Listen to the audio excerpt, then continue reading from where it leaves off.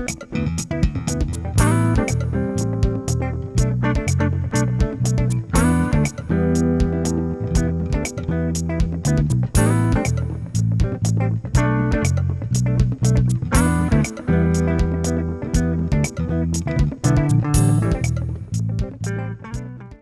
want you to meet a new friend from Rockford, Illinois. Keith, meet Michael McDermott. Hi, Michael. How are you? Hey, doing great. Good. Welcome to the program. It's a pleasure to have you with us this morning here at Life FM. Well, great. It's good to be here this morning. Thank you for having me. Well, good. Well, been in Branson since July. Yeah, things have kind of transitioned for my life after 50 years in Northern Illinois and 30 plus years full and part-time ministry in that area. I've always wanted to live in the Branson area. We've always vacationed here for years. And so things worked themselves out to where it was a good opportunity for me to move here. And since July, it's been a great time. I've met a lot of great people, and I appreciate this opportunity to come and talk to you about some new books that I have, specifically one, Successfully Single. I understand this is your fourth book, actually. You had 3 devotionals? Yes, sir. Okay. Keeping It Real series, volumes 1, 2, and 3. Which are in print and also available on Amazon as ebooks.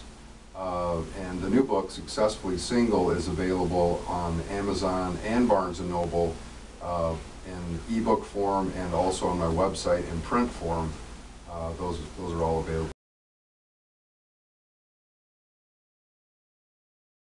Because the title of the book might be a little misleading. By successfully single, I think that successful relationships are made up by people who are successfully single. So many times today people look for other people to make them happy, but in reality successful relationships are made up by people who are successfully single. So even though I'm a single person, a single parent, have been a single parent, the book Successfully Single, the focus is on building better relationships in general. So the title may be a little misleading, but Successfully Single is really, even though it addresses a lot of single issues, finding yourself single after being in a marriage or relationship, raising children by yourself, the prospect of having to date or look for another relationship, all those things, we talk about those briefly, but the gist of the book, the bulk of the book talks about building better relationships. And I just really want to emphasize that again, that successful relationships are made up of successfully single people who join themselves together. So I see so many times that there are generational habits and things that are just reoccurring, relationship after relationship after relationship. And the book and our seminar that's coming up this Saturday, we're trying to stop that cycle, to get people to stop making the same mistakes and finding themselves in bad situations in relationships. And so Successfully Single is just addressing a lot of relationship issues, and I would like to talk about that. We'll talk about some of those, and I want to ask you a question to get an answer in a little while, because we want to expand on it. But what are some of the big mistakes that you do cover in the book? But first of all, you did mention a second ago about the seminar coming up, and I want to focus in on the time, the place, your website, and how we get plugged in. Okay. This seminar is called Successfully Single, Building Better Relationships. And it's going to be this Saturday, October 15th, right here in Branson, starting at 10:30 a.m. We're going to go till 2 p.m. and you can register at the door, and it's going to be at the Nightlight, 3044 Shepherd of the Hills Expressway, right here in Branson. Their phone is 417-593-3451. Is this something I need to make reservations for, or just show up for, or what? Well, if you'd like to, you can register on my website at keepingitreal.michaelmcdermott.com, or you can just register at the door. Either is fine. We're asking for a $20 registration fee at the door, and that will include a lunch, a light lunch. Keeping It Real, michaelmcdermott.com website? Yeah, actually there's no G, and that's okay. Having been raised in kind of an urban inner city town, Keeping It Real kind of connects me with a broader audience. So it's Keeping It Real, michaelmcdermott.com. All right, we're going to put a link on our KLFCradio.com website so that folks can find you easier, and we'll do that. Well, We're going to look at some of those things that you mentioned in the book and some of the mistakes we all make, Charlie, in relationships, and how we can be successfully single, even if we're in a relationship, because what you're saying, I think, is if you're healthy as a single, you can bring that to a relationship. Is that right? I really believe that, yes. I've always heard that it takes, two people 50% to come together to make a whole. And in reality, I think it takes 100% and 100% to make 100%. And I believe that relationships are the only place where that mathematical rule doesn't apply, where 100% and 100% equal 100%, make a whole. I think it's so important that we don't rely on other people, that we don't rely on things to make us happy. And in the seminar and in my personal life, I understand that at the center, at the core of everything is Jesus Christ, who made the earth and all the fullness and everything it contains. So when we find our happiness and our contentment and our completion in Him, then the other benefits and the fruits will emanate and radiate from that central relationship. And then we can become a totally whole person. And it doesn't matter, because there are people who are single because of choice. There are people who are single because they had no choice in the situation. There are people who are single because of death. There's a lot of different scenarios, but we all find ourselves facing one central theme and question. We have to address our relationship with the God who created us, and then also we have to learn how to interact with people around us. So relationships, or even go beyond romance and those kind of things, there are working relationships, there are parent-teacher relationships, there are neighbor relationships. We cannot escape the fact that we're in relationships no matter where we're at or what we do. So the better we get at relationships, the better we can navigate our way through lives and dealing with other people. I think sometimes that as Christians we lose sight of the fact that we not only have a responsibility and accountability to God in a relationship, but He's also called us as His ambassadors to relate with other people and share with them the good news. And if we're not happy, if we're not complete, and if we're not content, we can't really be good messengers of what completeness and wholeness is if we're not complete and whole. We're going to send people to our website, KLFCradio.com, where we'll have a link on our website to this. And what's been so great over the last week, you can go to our Good Morning Ozarks part of the website. You'll see a webcast, and later on today, at least for a couple of weeks, you'll be able to hear this portion of the interview podcast on KLFCradio.com. You can download it or send it to a friend, and if you missed some of the interview in the last half hour, or you missed some of Mike, you can download it, send it to a friend, or review it yourself. And you can find out more about the book and information on the seminar by calling him after you see his website. But I would like to fold the book up for just a moment and go back in your own life for a little bit. Let's go back and walk through this time in your life.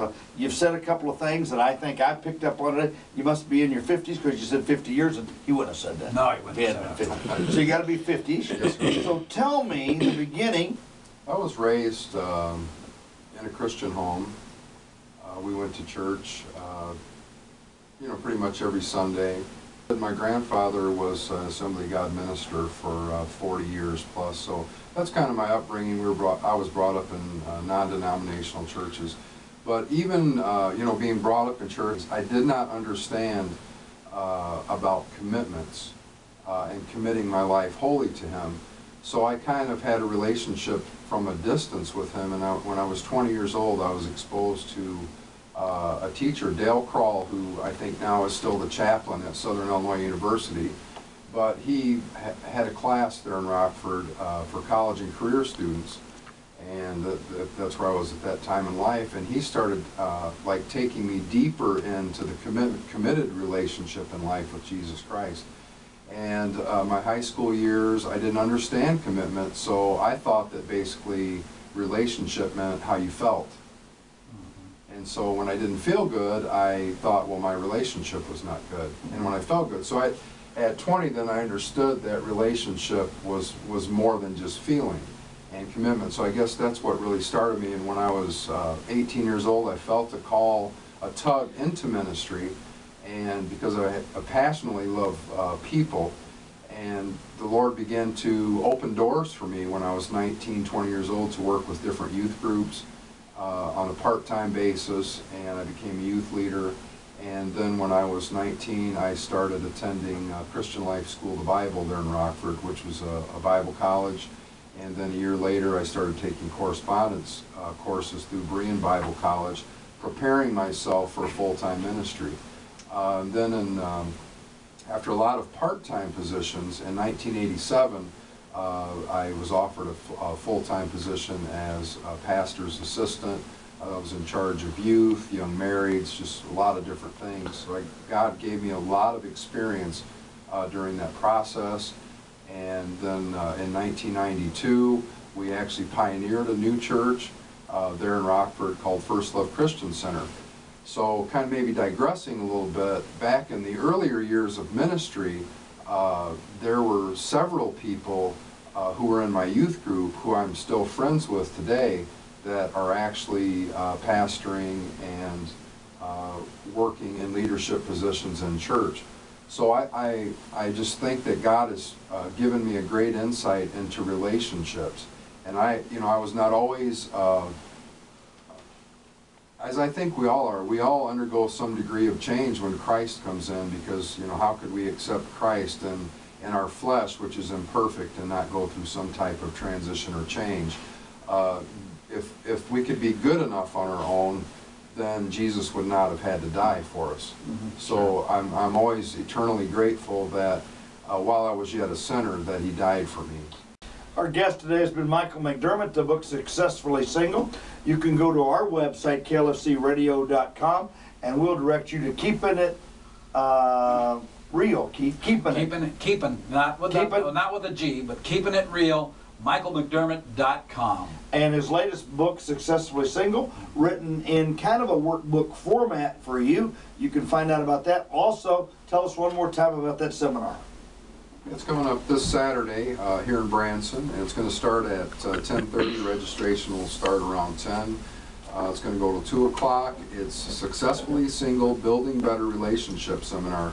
And I just would like to encourage anybody that can to come out. It's going to be held at the Shepherd of the Hills Expressway 3044 at, the Victorian Village. It's called the Nightlight. Mm-hmm. And I would just like to say a special thanks to Buster and Juliet Prine for opening the facility there. And thank you folks for having me this morning.